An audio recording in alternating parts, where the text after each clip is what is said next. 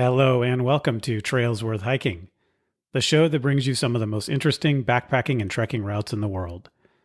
I'm your host, Jeremy Pendry. In the first part of the show, we bring you the story and history of a trail. Then we tell you what it's like to hike the trail and how you can do it. On this episode, we hike back through time, almost quite literally. We start in an area that has rock a few 100 million years old, but then descend through varied layers of color and rock, down and down until we reach bedrock almost 2 billion years old, where we find the majestic Colorado River. There we'll spend the night in a beautiful cottonwood grove along a creek, feeding into the Colorado, before ascending the canyon over the next 2 days. Yep, that's right. On this episode of Trails Worth Hiking, we go to the Grand Canyon in Arizona.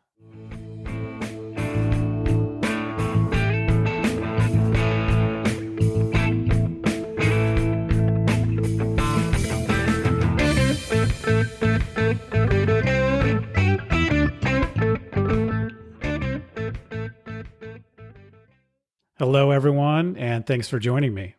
If you have ideas for future episodes, don't hesitate to reach out at trailsworthhiking@gmail.com. Let's start with walking the walk.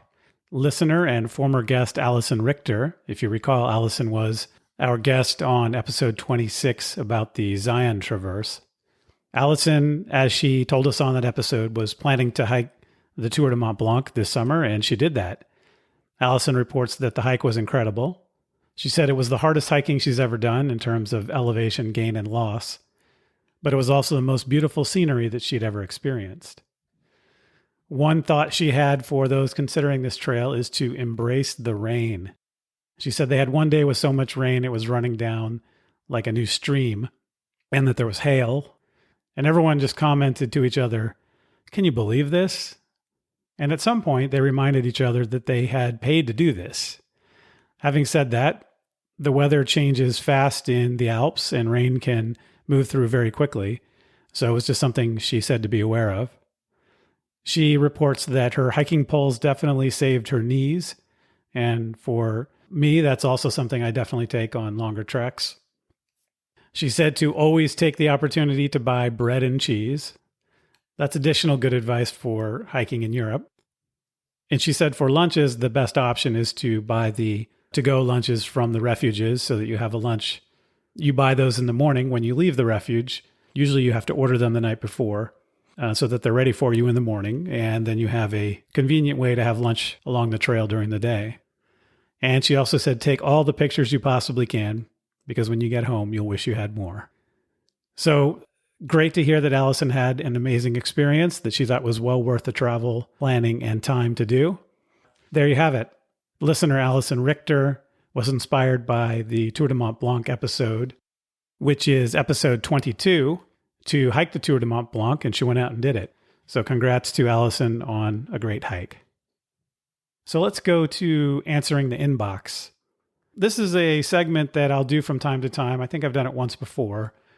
If there is a listener question that I think would be good for everyone to hear the answer to, I'll relay that answer to you on the show. Listener Neha Zop, I hope I'm pronouncing that close to correctly at least, of the San Francisco Bay Area. Neha asked about whether nearby there are trips she can do that feel luxurious so that her husband will join her.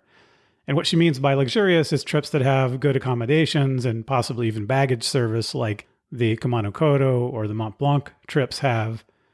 And she wanted to know about that. So I think the answer is yes, there are some trips that you can do in the United States that are not outright camping, but certainly less than in other parts of the world. And she said nearby, which, she's living here in the Bay Area, and so she may mean in the West. So I'll talk about some options there. But I think it might be good to talk about this issue more generally in the United States, because it is true that the United States has much less in terms of options for luxurious backpacking than in other parts of the world where camping is less common. So toward the end of this episode, I will answer Neha's question. All right, let's talk about the Grand Canyon.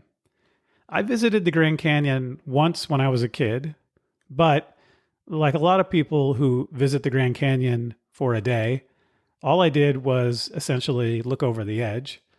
As impressive as that is, it's a little different to go backpacking in the Grand Canyon.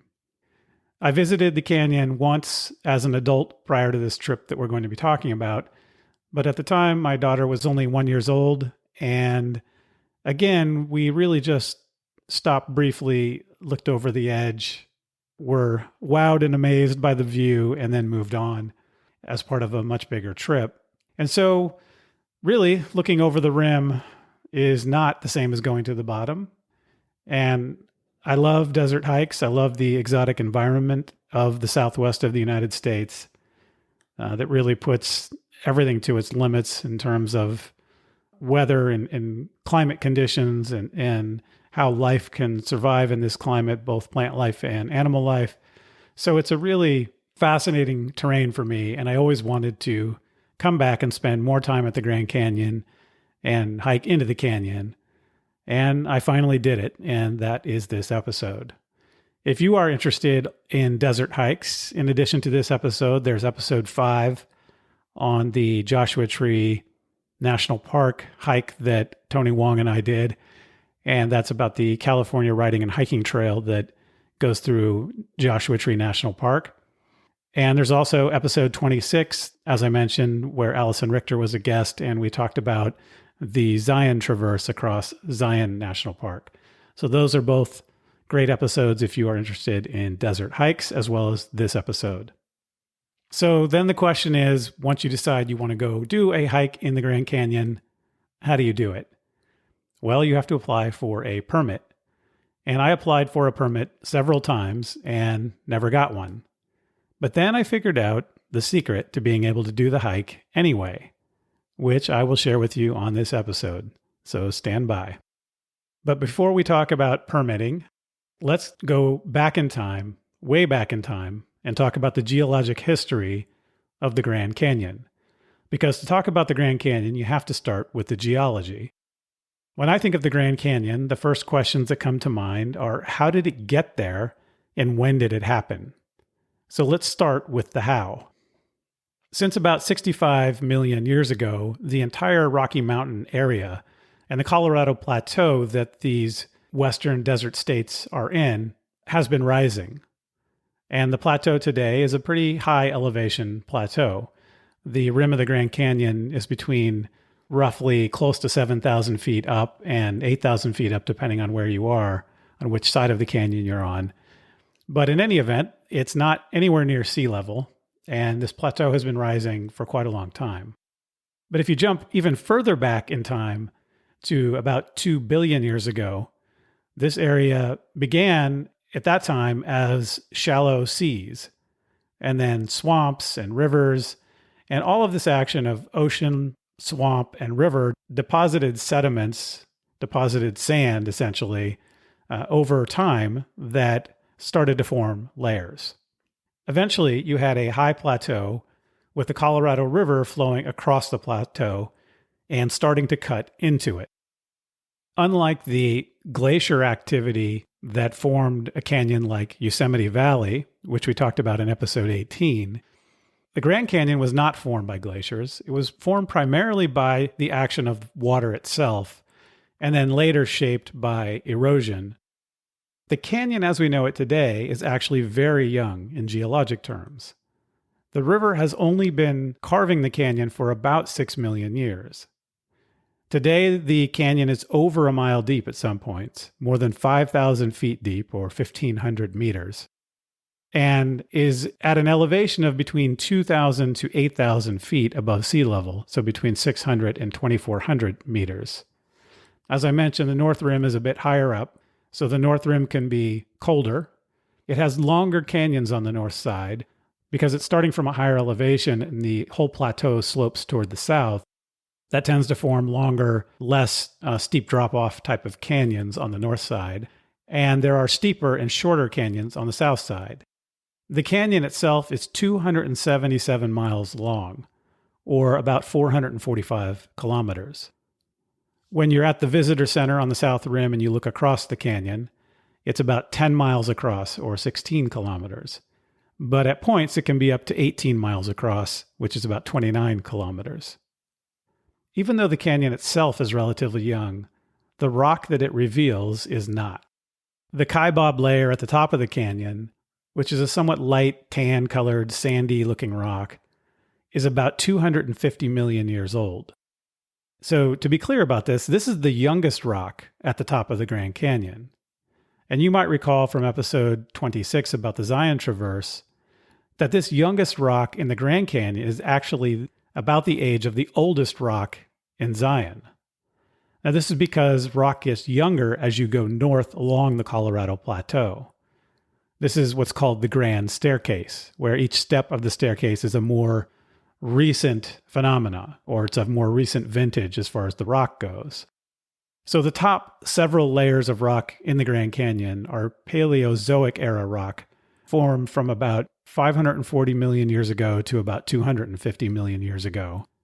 And they contain marine fossils that help show the early seabed history of the canyon. After the Kaibab Formation, there's the Toro-Weap Formation, the Coconino Sandstone, Hermit Formation, Supai Group, and Red Wall Limestone. And that Red Wall Limestone gives the canyon some of its most intense colors. And as I learned from hiking in the canyon, it's not just intense colors from afar. It really is that red as you hike by it. So these layers that I'm talking about are flat layers of sandstone and shale and limestone, and are all Paleozoic sedimentary rock. So all layers that have settled one after another over time. And as I said, you can see each layer very clearly as you hike down into the canyon. You really do feel like you're hiking back in time. Below that are several tilted layers.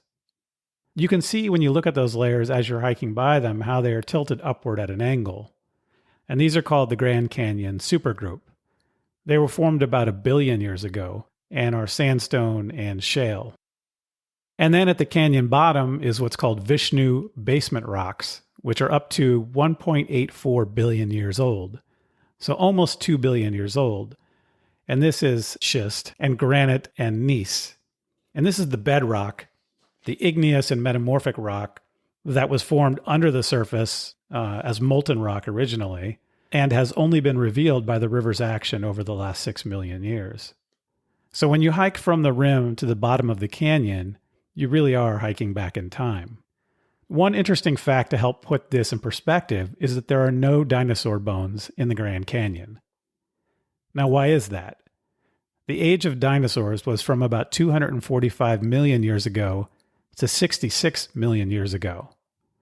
The Kaibab layer at the top of the canyon, which is the youngest rock at the canyon, is 252 million years old. So the youngest layer at the top of the canyon is still older than the age of dinosaurs. As I said, there are plenty of fossils you can find, but those fossils are of much older life, including reptiles and sea life, and other things that existed long before dinosaurs.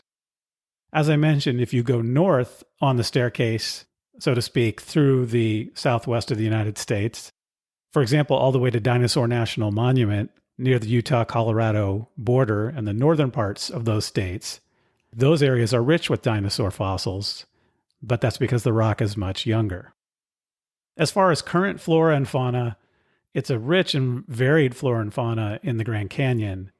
The first thing you see everywhere when you arrive at the canyon is elk, which, if you haven't seen them, are a very large deer. They hang around the developed areas and Mather Campground, the main campground in particular, and they're very accustomed to park visitors, so you will definitely get an up-close view of the elk if you come to the Grand Canyon. There's also bats, jackrabbit, desert cottontail, squirrels, mice, skunks, badger, fox, porcupine, mountain lion, coyote. We definitely heard some coyotes howling in the evening and in the early morning.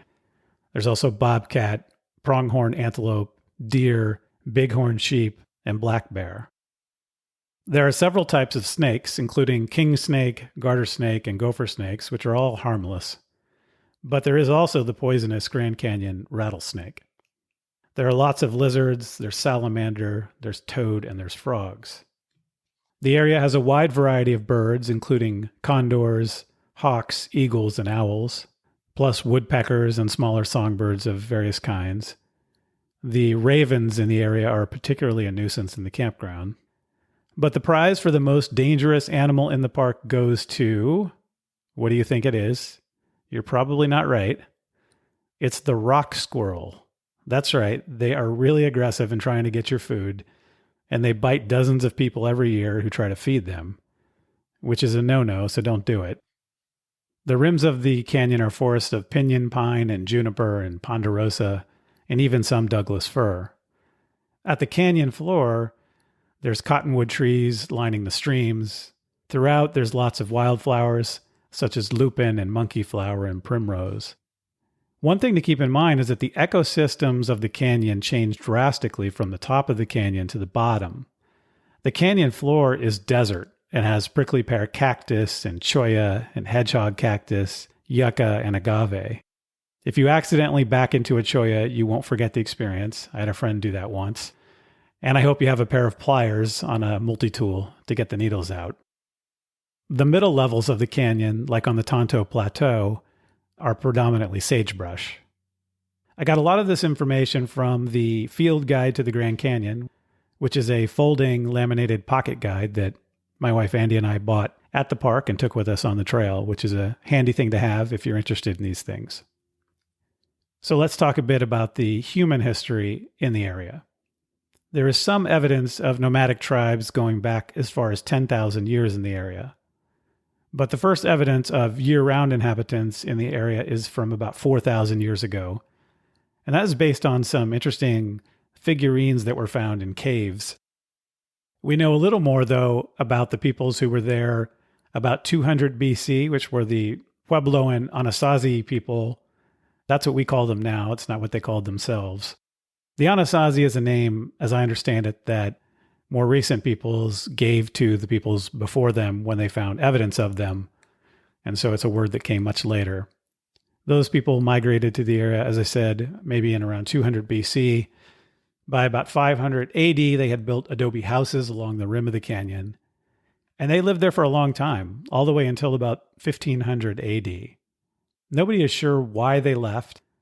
There are two leading theories. One is that a significant drought hit the area. And the other theory is that there was conflict with other peoples in the area. But ultimately, the Havasupai and Hualapai people moved into the area.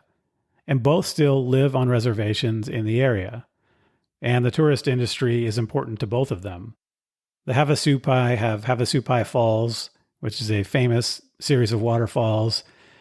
And they are in charge of the area where there's a famous backpacking trip into see those falls that goes into the canyon. And I hope to cover the Havasupai Falls trip on a future episode eventually.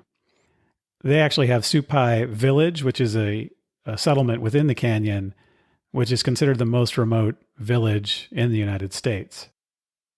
The Hualapai have built the famous skywalk where you can walk out over the rim and look down at the canyon through a glass bottom.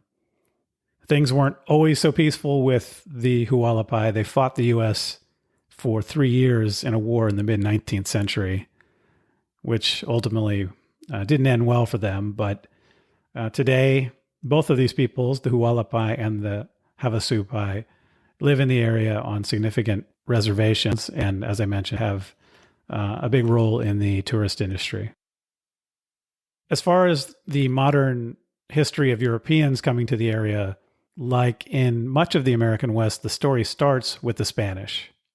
In 1540, Garcia Lopez de Cardenas was on a mission to find the 7 cities of Cibola, a mythical place they heard about from shipwreck survivors who claimed to have heard about it from natives of the area. And it was supposed to be a series of cities that had limitless riches. Now, it's an interesting story, and it sounds a lot like the El Dorado story about the cities of gold or the Fountain of Youth story. And a lot of these stories, I think, at least one theory, is that natives would tell them to European explorers who arrived as a way to lure them away from the current place they were in and send them on to somebody else's community. It was sort of a way of saying, look, we don't have anything you really want. So why don't you go over there 100 miles or so where you'll find something much better? And then it seems like every time they went to the next place, they heard a story about something even further away, and so on. And ultimately, most of these stories turned out to not be true.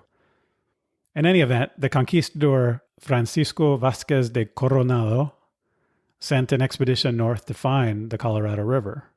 I'm not sure exactly why he thought the Colorado River was something he needed to find. I'm not positive from the story whether it was because the cities were supposed to be connected to it somehow, or whether it was to meet up with other explorers that he was trying to find who were using the river as a means of transportation. I think I heard something to that effect, but I'm not positive. In any event, he sent this party north, and they found the river all right with the help of Hopi guides. And they found it, though, from the south rim of the canyon.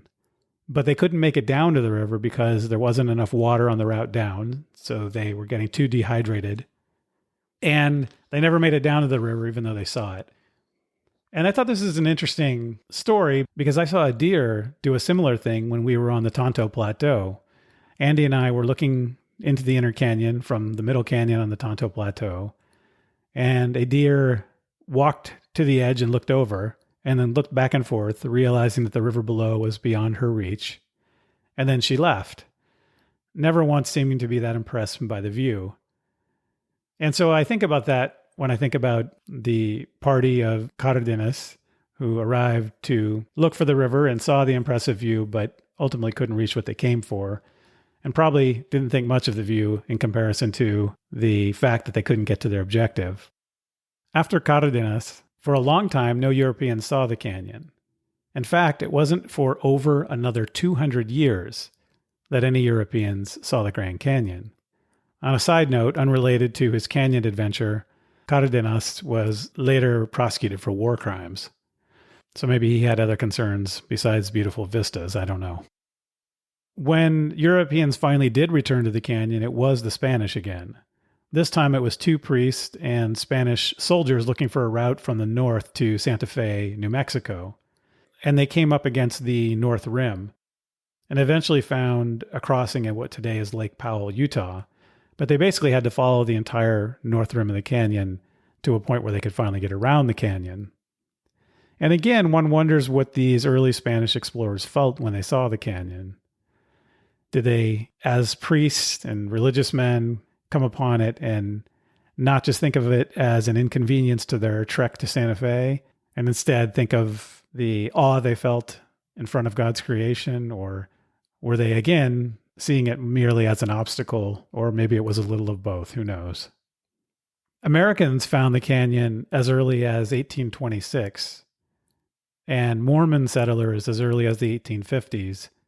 But let's skip ahead to the most famous American explorer of the canyon, who is John Wesley Powell. Powell was a soldier, a geologist, and an explorer. And later, after his adventures in the canyon, he became a professor and fairly senior government official. In 1869, Powell set off with 10 men, 4 boats, and food for 10 months. And they set out from Green River, Wyoming, with the goal of going through the entire Grand Canyon. Early in the trip, they lost a boat with a significant amount of food and supplies in it, which caused some problems for them. Later, 3 men left the trip because they got to what they thought were impassable rapids. And these 3 thought that it was a safer idea to try to walk around this area, and they weren't willing to go down those rapids in the boats. And ironically, they ended up being murdered, and it's not clear whether it was by natives in the area or Mormons. Nobody knows which. In either case, it seems to have been a case of mistaken identity where they were thought to have had ill motives, or it wasn't clear why they were in the area and they were killed. And ironically, the rest of the expedition made it safely through the canyon and through all the difficult rapids. So Powell was ultimately successful in traversing the entire canyon by water on the Colorado River. In 1871, Powell was the first to use the term the Grand Canyon. Before that, it had been called Big Canyon, which doesn't quite have the same ring to it, does it? In 1903, Teddy Roosevelt first visited the canyon, which inspired him in 1906 to give it some protection as a game preserve. You may recall that Roosevelt was quite a hunter, and so that would have been his first instinct as a way to protect the area.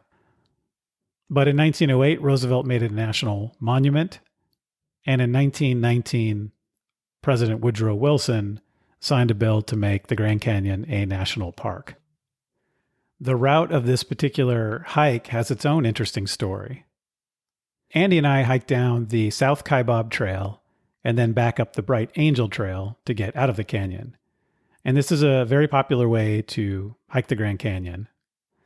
The Bright Angel Fault is one of the major fault lines bisecting the canyon.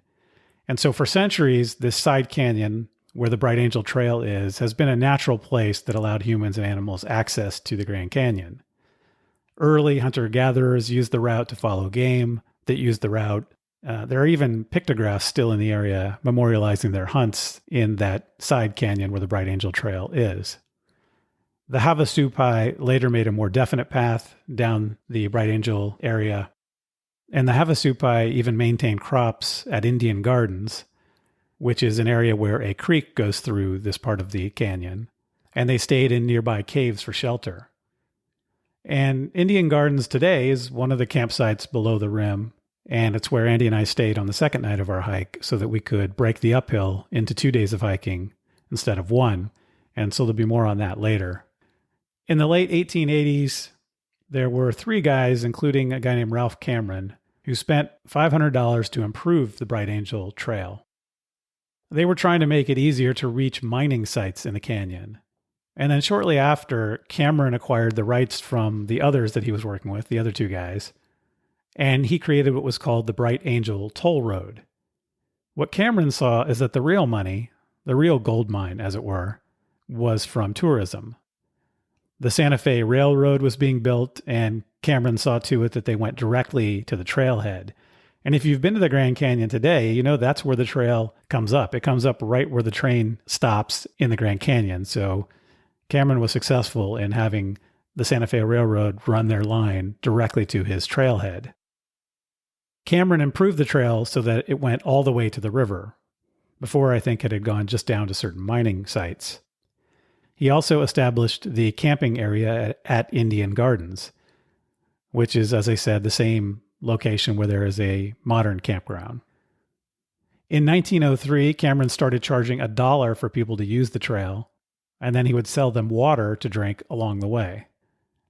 He also got involved on the legal and political side of things to try to protect his business. He lobbied for a law that allowed him better control over the toll road, and that law passed, but the governor vetoed it, but then Cameron had enough support to override the governor's veto. Cameron later became a territorial representative, which meant that he was like a congressman because Arizona was not yet a state. And then later, once Arizona became a state, he became one of its U.S. senators. So a guy who was very active politically and in business. The Park Service took over in 1919 when it became a national park. And the Park Service tried for years to get control of the trail, but Cameron didn't cede control of it until 1928, almost a decade later. But by that point, the Park Service had already implemented another solution to the problem they had with Cameron controlling access to the canyon. And that other solution is the South Kaibab Trail, which is the trail that starts at Yaqui Point that Andee and I took down to the bottom of the canyon our first day of the hike. That trail was built by the Park Service between December 1924 and June 1925. The trail is very steep. It drops 5,000 feet in under 7 miles. It was deliberately built with exposure to the sun to prevent ice accumulating during the winter and spring. But as you might imagine, this makes it exposed to heat in the summer. There's no water along the South Kaibab Trail because it wasn't built for miners who had needs to stay on it. It was built as a recreation trail. So where does that leave things? Today, that leaves us with a short, steep, but wide and well-graded trail to take to the bottom that was built by the Park Service. That's the South Kaibab Trail. And a longer historical trail, the Bright Angel Trail, that has good access to water and has a convenient midway camping point that you can hike back up the canyon. There's a convenient park shuttle between the two trailheads that makes the trip easy, where you can park your car over in the backcountry office parking lot, which is close to the Bright Angel trailhead, and then take the shuttle bus over to Yaqui Point to start your hike on the South Kaibab Trail. I should note that the Park Service also built the North Kaibab Trail, which goes from the North Rim all the way down Bright Angel Creek to the Colorado. And that makes the rim-to-rim hike within the Grand Canyon possible. That's another option that's very famous within the park that we're not going to talk about on this episode, but maybe on a future episode we will. So on this program, I often ask, why do this hike? Why would you decide that this is a hike you want to do? And for each episode, I like to have a good answer so that it makes it worth it to do the episode. But it feels a little silly to ask the question here. You do want to go to the bottom of the Grand Canyon, don't you? It's like climbing a famous peak in reverse. You kind of do it because it's there and because it's beautiful and the geology. And if you need a reason to hike the Grand Canyon, I can't help you. All right. So assuming you do want to hike the Grand Canyon, because who doesn't, let's talk about logistics for doing this hike. The first question is always when to do it, what time of year. And the obvious answer to that is don't hike this in the summer. A lot of people, that's when they have time to go hiking, but this is not the place to be hiking in the summer because of the heat. As I mentioned earlier, there's quite a difference in temperature between the top and the bottom. And in the summer at the bottom, the heat would be absolutely brutal. So you don't want to hike this in the summer.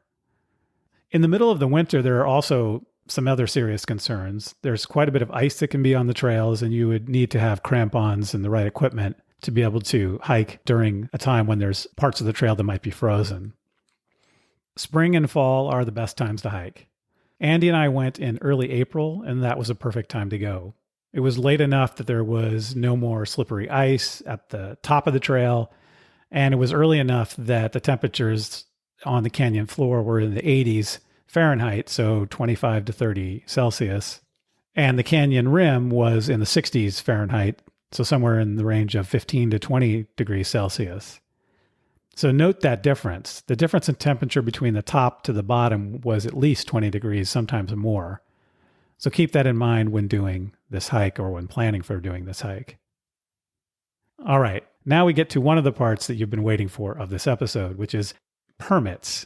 And although permits are usually a dry topic, here it is quite an important one. And the question is, how can you two hike the Grand Canyon?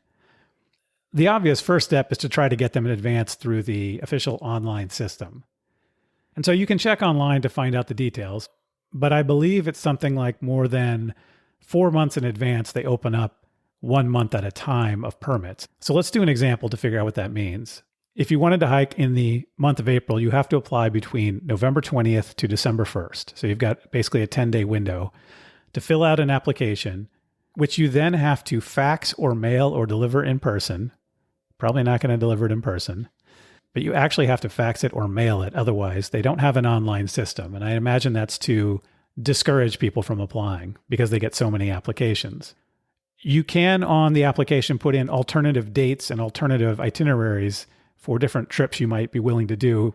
And that's supposed to help you improve your chances. But I can tell you that I applied multiple years to get permits and tried lots of different itineraries and alternative dates, different days of the week, for example, and never did get a permit. But if you get a permit, great, you're in business. You're off to the Grand Canyon and you don't need my help. But now I'm going to tell you how to hike the Grand Canyon, even if you can't get a permit in advance. So if you take nothing else away from this episode, pay attention to this part. So first, you have to set aside a week. Wait, a week for a 2-night backpacking trip?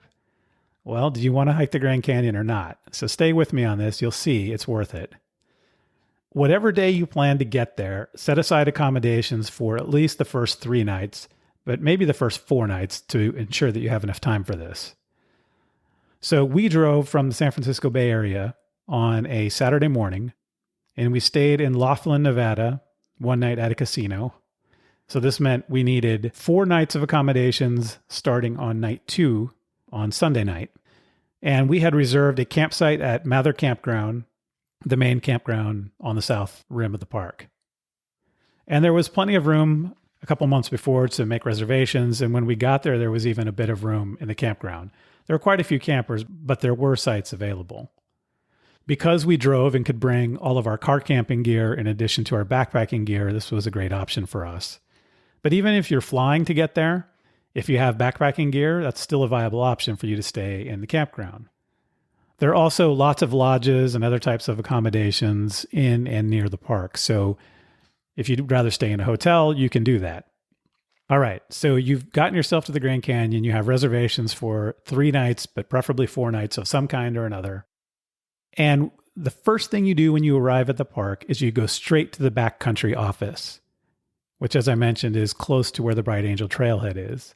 And you put your name on the waiting list for a backpacking permit. You will get a waitlist number, which is a little paper card with a number on it. Not the most high-tech system, but it works. So, as I mentioned, we started our drive on a Saturday. We arrived midday on Sunday, and we got number 8. Okay, what does that mean? What that means is you come back the next morning before 8 a.m., and don't be late. Be there at 8 a.m. They will skip right over you if you're not there. So you come at 8 a.m. or just before 8 a.m., and they start calling waitlist numbers from number 1. And if there are spots available in the canyon to go hiking, those people get off the wait list. You will likely not get a spot that first day, which is actually your second day there, right? The first morning that you have a number. Instead, you will move down the wait list. So, as I said, we arrive on Sunday, we get our number 8, we show up the next day. At the end of them giving out waitlist permits, we ended up with a new number, which was number 3. Then you repeat the process and you come back the next day. The next day when we came back, so now we're on to Tuesday, I believe, number 2 didn't show up. So number 1 got their permit, and then we were called next because they skipped right over number 2 who didn't show up on time or didn't plan to show up. So another reminder to show up on time at 8 o'clock in the morning.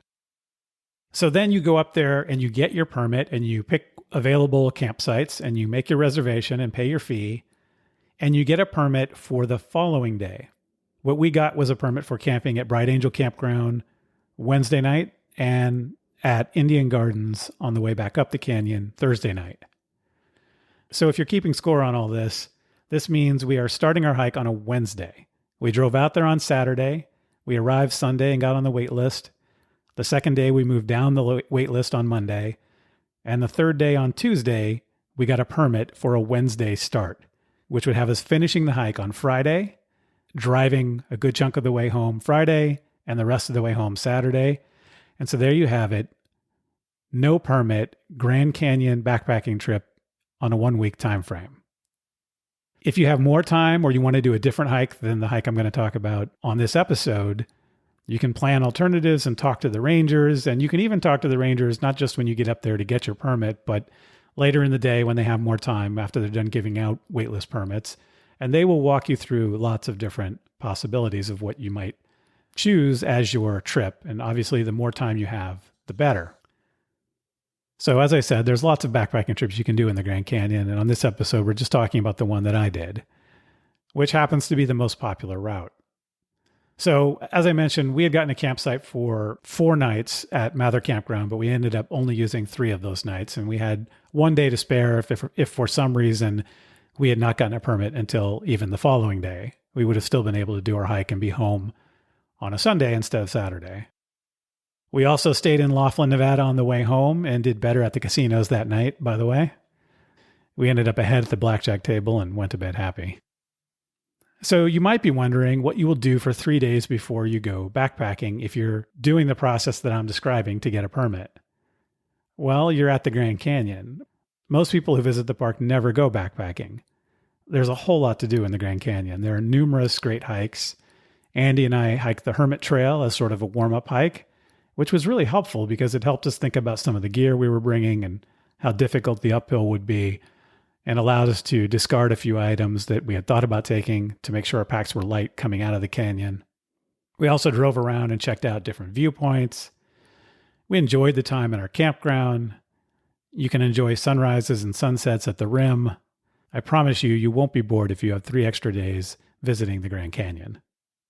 As far as gear that you need, standard backpacking gear works pretty well, but let me mention a few things.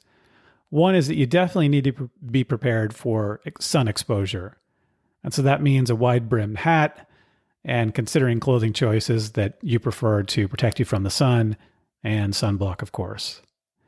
I also highly recommend trekking poles for this trip because there are massive elevation changes going down and back up, and they can make that much easier on your knees and the rest of your body. As far as protecting your food from animals, you don't need bear cans. Even though I mentioned there are bears in the area, there's not, as far as I know, in the canyon. I brought a rat sack, which is kind of a chainmail bag to protect your food from rodents. But you don't really need that either, because at the official campsites, each campsite has a pole where you can hang your backpack. And the poles are designed to keep your pack away from rodents so that squirrels and chipmunks and mice don't get into your food or your other gear. For navigation, I used a book called Hiker Nut's Grand Canyon Companion by Brian Lane. And this book is great for this particular hike or the rim to rim hike, but that's really all it covers. So if you're planning to do some other hike, you'll need a different book. But it does have great coverage of the two most popular backpacking trips in the Grand Canyon. As far as a map goes, at the Backcountry Center where you get your permit, they will give you a pamphlet called Hiking into Grand Canyon, which is a perfect map for this hike and has both of the main trails you're going to be on and a pretty good layout of the area, so you don't need anything more than that. As far as getting to the Grand Canyon, we drove, as I mentioned, from the Bay Area, which is about a 12-hour drive. So we broke it up into 2 days each way. If you live in Southern California from LA, it's about 7.5 hours to the Grand Canyon. Or if you are going to fly to the area, fly to Las Vegas or Phoenix or Flagstaff. Flagstaff, Arizona is the closest, but it's probably more expensive to fly there because it's a smaller city and a smaller airport. If you fly into Las Vegas or Phoenix, which are both, I think, between 2.5 and 3 hours from the Grand Canyon, you'll probably get the best price for your flights that you can get. And there are probably shuttles if you don't want to rent a car. You can probably figure out a bus or something like that. I'm not positive on that, but there are a lot of people that come into Vegas and Phoenix and go to the Grand Canyon. And if you rent a car, it's easy to do from a big airport like that. For the actual backpacking trip, as I think I've alluded to, the trip itself is 3 days and 2 nights. I would guess that it's about 18 miles when you count the 6.5 to 7 down, the 9 back up, plus about the mile or two along the river itself. As I mentioned, you can take the Grand Canyon shuttle to Yaqui Point. You can't park a private car at Yaqui Point, so if you have a car or a rental car, as I said, the backcountry office is the place to find easy parking that you can leave for days, and then take the Grand Canyon shuttle to Yaqui Point. You could, of course, do the trip in reverse, but you'd have to figure out the logistics a little differently. You'd just take the shuttle at the end of the trip rather than at the beginning, or maybe park out on the main road and have a little bit extra walk at the end of the trip. Although you would not be doing it over 2 days on the uphill if you went up the South Kaibab, because there's no water along that trail. Now let's jump into the actual itinerary for the trip. But before we do that, I wanted to play a little audio. The night before Andee and I started the hike itself, we were sitting around our campfire at Mather Campground talking about what we were about to do.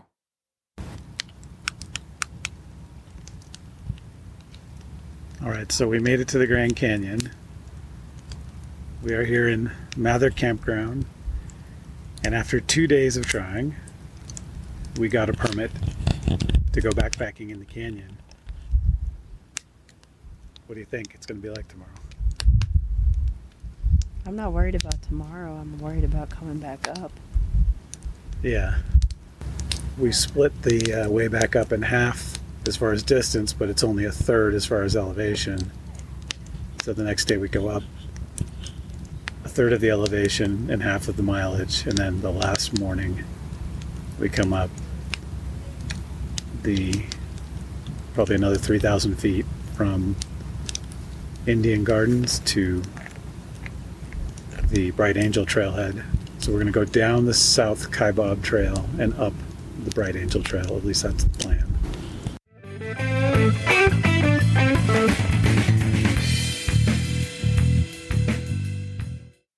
So let's talk about the hike itself. Day one, you start at the top of the South Kaibab Trail.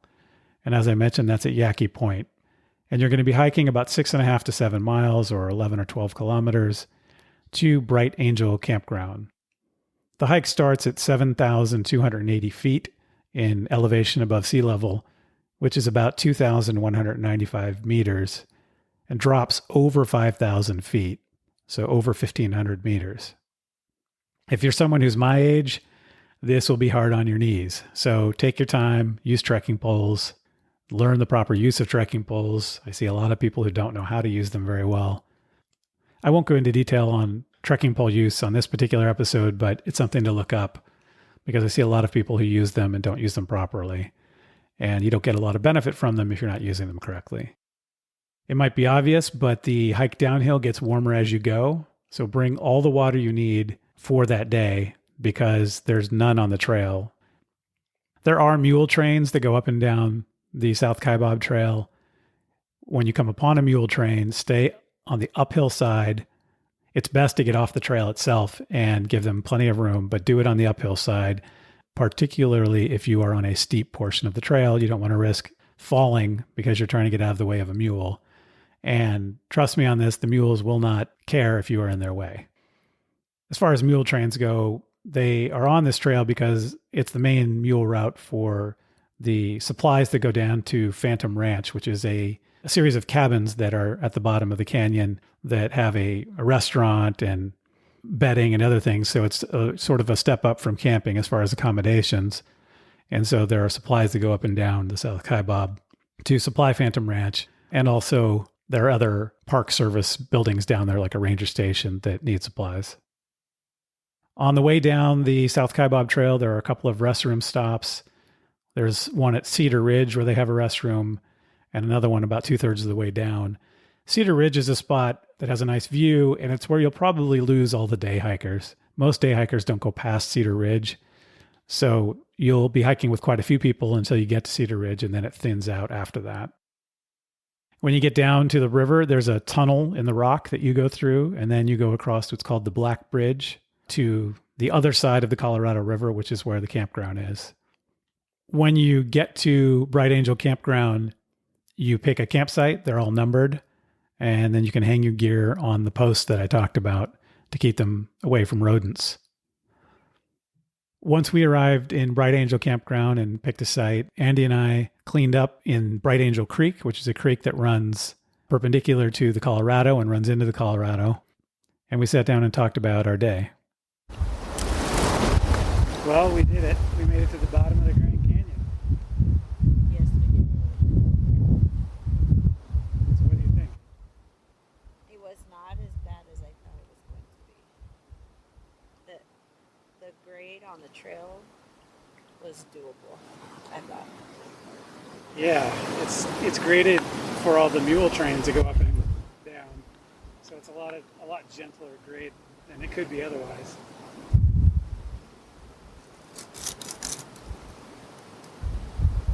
And the Colorado River from up above looks really muddy. And down below it looks really muddy. Yeah, you get all the way down here and it looks really muddy. Doesn't look any different.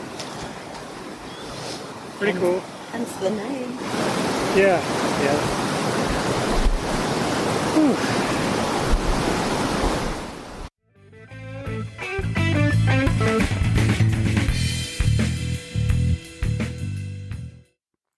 I've mentioned that there's something called Phantom Ranch. And as I mentioned, Phantom Ranch has cabins and it has a restaurant, and the snack area and the bar is open to people who are staying at Bright Angel Campground, which is very close to it. So although I wouldn't rely on Phantom Ranch for your meals, if you are someone who wants a lemonade or a beer, that's a great place to go get something like that. And if you go there at certain hours, they have a snack window available where you can buy snacks. I think you can reserve meals in advance so that you could have a dinner prepared for you there if that's something you want. I don't really know the details on that because it wasn't something that interested me, but that's a possibility, I believe. If you actually want to stay at Phantom Ranch and would prefer to do that instead of backpacking, reservations are taken 15 months in advance. So look up Phantom Ranch, look up the reservation system. It's a long way out to try to get a reservation, as you can imagine, because it's just a few small cabins at the bottom of the Grand Canyon. And so a lot of people do try to get permission to stay there. After we had set up camp and gotten used to figuring out the area a little bit, Andee and I walked down to a beach along the Colorado River and sat down and enjoyed an afternoon on the bank of the river. So we are here on the bank of the Colorado River, watching bubbles come ashore. We don't know where the bubbles came from, but there's these little white bubbles. My theory is that there's rapids upstream. That's my theory. I'm sticking with that. I liked my idea that it was ice. No, that would have been good if it was ice. The water's kind of cold, but it's not ice.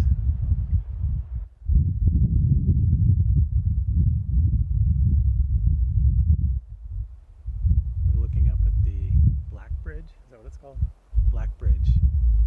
That is the bridge of the South Kaibab Trail over the Colorado River going into Phantom Ranch and Bright Angel Campground. And it's about 4:30 in the afternoon, and it's a beautiful day at the end of a good hike.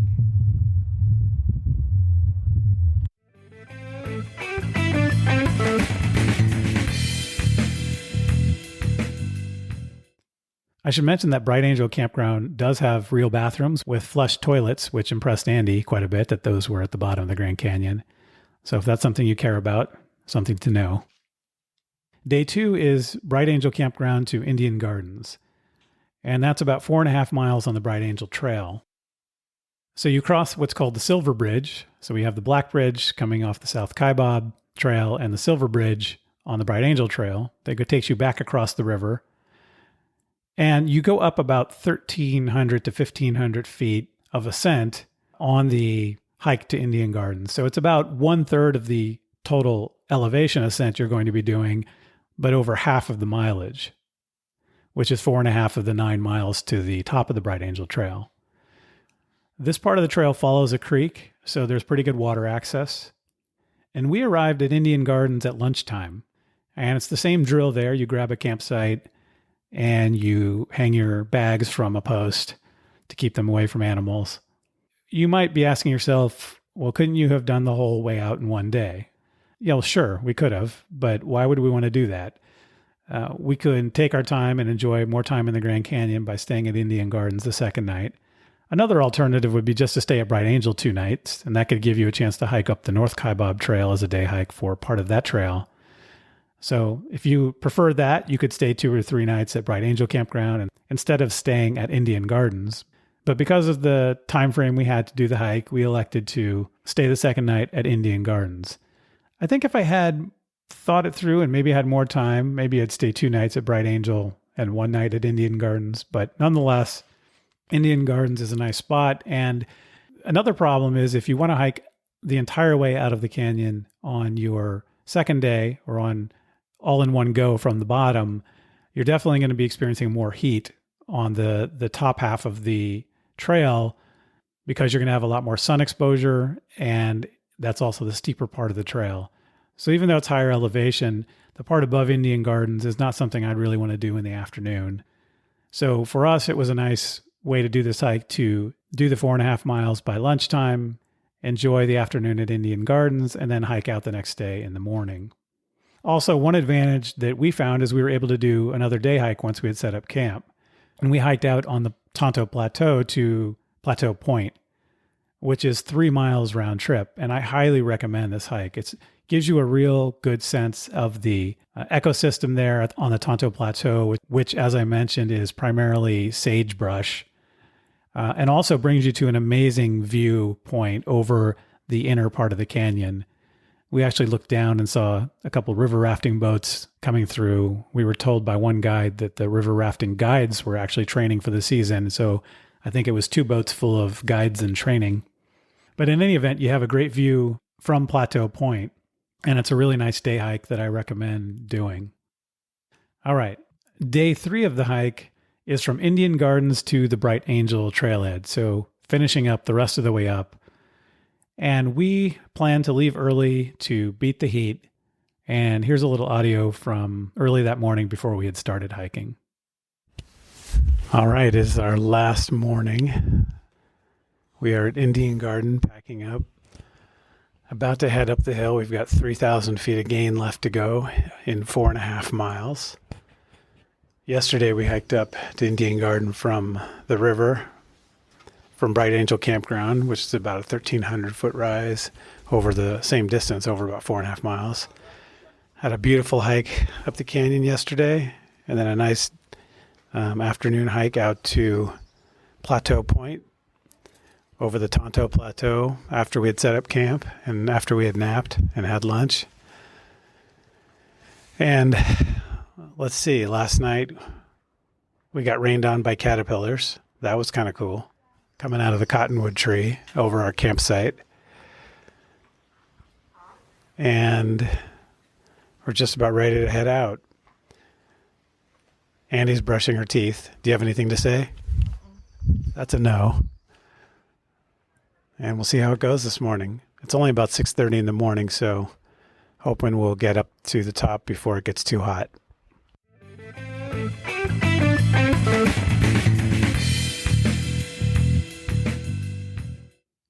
So we ultimately left at about 7 in the morning, and we made it to the top by about 10:30. So it's about a half day of hiking if you think about it as 3 to 4 hours of hiking being a half day. And I want to stop for a moment here and mention that lightweight gear certainly became important at this point. I think lightweight gear is most important on longer distance hikes that take weeks rather than hikes that take 2 or 3 days, which I know is counterintuitive that you take less gear in a longer trip. But it's on those longer trips where really counting each gram of weight or each ounce of weight is really important because it just weighs you down so much more when you're hiking for longer distances. That said, the Grand Canyon trip is another one where going light can be very important. And Andy and I started out that morning on our third day at the same time as a group of teenagers carrying much heavier gear. And, these are 16, 17-year-old boys, very strong, young, and they passed us once, but then I think they stopped for a bathroom break, and then we passed them, and we never saw them again. And that was a surprise to us that we reached the top before they did, and I really do attribute that to the lightweight gear that we travel with. And talking about the steep uphill at the end of the hike, this also seems like a good time to mention 2 of the common trail signs that the Park Service puts up. One is a picture of a hiker on his knees vomiting from heat stroke. I've never actually read what the sign says, but I didn't need to. I understood the point of it. The second sign says, "Caution, down is optional, up is mandatory." And that is always important to keep in mind. Whatever you do, you got to plan for making sure you're going to get out of the canyon and you're going to be able to do it safely. So you don't want to be a statistic. Each year, 250 hikers have to be rescued from the Grand Canyon, and there are several deaths. So you need to be prepared and be smart, and you won't end up as a statistic. So I think that covers it. That was our hike in the Grand Canyon. And I hope I've given you some great information so that you can hike this trip. And I hope I've inspired you to want to hike the Grand Canyon. And if you've enjoyed this episode, tell a friend about it. Or better yet, give us a good review on whichever podcast service you use. And keep in mind that this podcast is entertainment and meant to spark your interest. If you decide to hike the trail, do your own research. Like anything else worth doing, outdoor adventure has risk. So when you go, pack your common sense. And when you get back, tell me how it went. Before we go, I want to remind you of our sponsor, Outdoor Herbivore. Outdoor Herbivore sells delicious backpacking meals with fresh ingredients. The meals have plenty of calories for a hungry hiker and are boiled in a bag, so you can just add water, seal them, and let them sit for 10 minutes, and your dinner is ready. On this trip, Andy and I had one Outdoor Herbivore meal, I think, before we started the hike, our last night at Mather Campground, and then we ate Outdoor Herbivore meals both nights on the trail, and Andee raves about them. She couldn't believe how good these meals were, compared to some of the backpacking meals that I've subjected her to in the past. As I say, that is something new for her. Backpacking dinners did not used to be a highlight for her. I believe we had the savory lentil simmer. We also had the lemongrass Thai curry. And I can't remember what the third one was, but it was probably one of my two favorites, which I've talked about many times, either the chickpea sesame ziti or the blackened quinoa. In any event, check out Outdoor Herbivore at outdoorherbivore.com. Trails Worth Hiking listeners get a 10% discount on their order with the discount code TWH10P, Trails Worth Hiking 10% for your discount on Outdoor Herbivore backpacking meals. Outdoor Herbivore ships worldwide, so no worries if you're not in the United States. You can still get Outdoor Herbivore backpacking meals. Thanks again to our sponsor, Outdoor Herbivore. Before we talk about our next episode, I want to go back to the question that Neha Zope had about finding luxurious trail accommodations in the United States. And so I've mentioned one of those possibilities already on the show, which is Phantom Ranch in the Grand Canyon.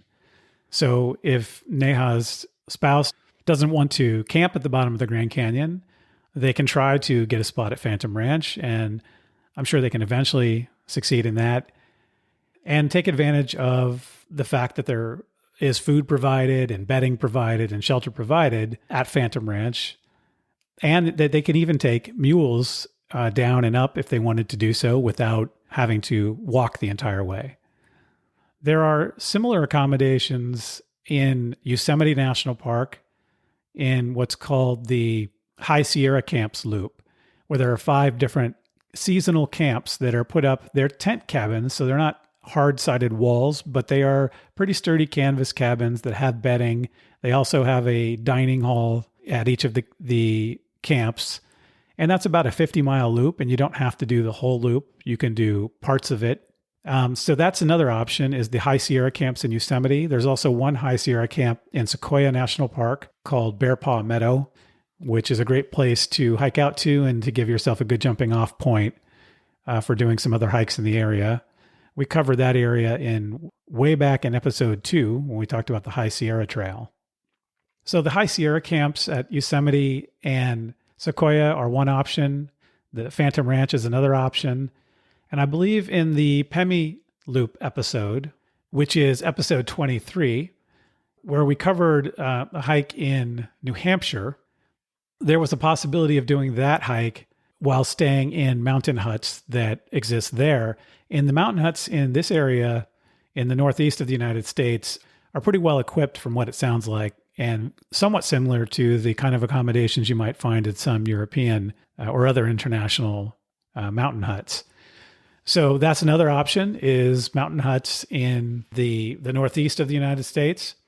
And then I would say another way to think about this is just to really plan extensive day hiking opportunities that are based around nice lodging that you might find in some of the national parks. Most of the national parks have a wide range of lodging, from really inexpensive, such as just regular camping, all the way up to fancy lodges like the Ahwahnee Hotel in Yosemite, for example. So if you wanted to have luxurious accommodations at most national parks, there's typically 1 or 2 high-end options. In Grand Canyon, there's a lodge called El Toval, I believe, that is a pretty nice old lodge that would be a neat option for high-end accommodations. And you could plan significant day hikes around those accommodations. A couple other thoughts that come to mind is that the Sierra Club maintains some mountain huts in the Sierra Nevada and maybe in other locations too, I'm not sure.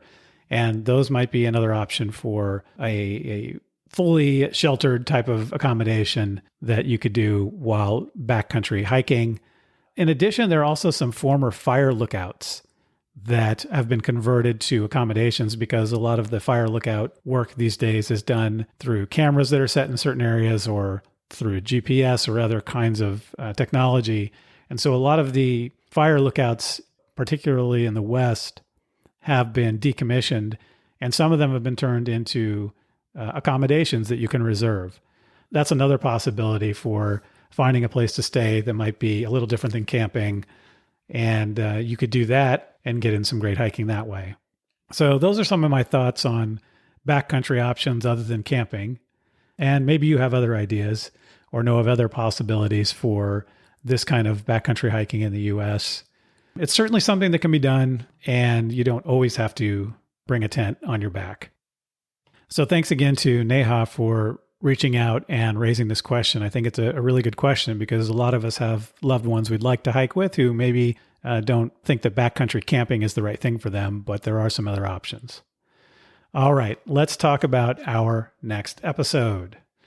Next time on Trails Worth Hiking, we go to South America for an amazing high elevation adventure of unsurpassed, inspiring natural beauty. We'll encircle a mountain range that has glaciers and lakes and snow-covered peaks, and see a mountain whose rainbow of colors seems otherworldly. On this trip, we'll focus on the hiking, while our gear and food is carried by pack animals and handled by guides, so that we can focus on taking on a trail that goes over passes at more than 17,000 feet in elevation, or 5,200 meters. Next time on Trails Worth Hiking, we travel the Ausangate and Rainbow Mountain Trek in the Andes of Peru. If you have any questions or feedback on this episode, or ideas for future episodes, including if you want to be a guest and talk about a trail that you've hiked, reach out to me at trailsworthhiking@gmail.com. So start planning your next hike, and before you know it, you'll be on the trail. Thanks for listening.